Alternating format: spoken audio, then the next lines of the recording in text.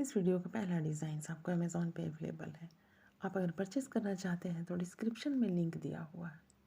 तो hello guys, कैसे हो आप सब? आई होप कि अच्छे होंगे। मेरे चैनल ऑफ होम में एक बार फिर से आप सबका स्वागत है। आज इस वीडियो में आप बिल्कुल न्यू ईयरिंग्स के डिज़ाइंस देखेंगे जो बहुत ज़्यादा ट्रेंडिंग में और लाइट वेट में है। सबसे अच्छी बात यह है कि आपको ये डेली वेयर करने के लिए बहुत ही कंफर्टेबल होंगे। सारे ही डिज़ाइंस आपको 22 कैरेट गोल्ड पे मिलेंगे। लाइट वेट और फैशनेबल, तो आपको डेली यूज़ में बहुत ही आरामदेह होंगे। जो डिज़ाइंस आपको अच्छे लगते हैं उनके स्क्रीनशॉट लेकर भी आप बनवा सकते हैं अपने नज़दीकी दुकानदार से, या इनसे मिलते जुलते डिज़ाइंस आपको मार्केट में भी अवेलेबल ज़रूर मिलेंगे, क्योंकि ये सारे डिज़ाइंस ट्रेंडिंग हैं। तो जो डिज़ाइंस फैशन में होते हैं वो ज़रूर मार्केट में बहुत ज़्यादा अवेलेबल हो जाते हैं। तो वीडियो बगैर स्किप किए हुए एंजॉय कीजिए प्लीज़। Thank you.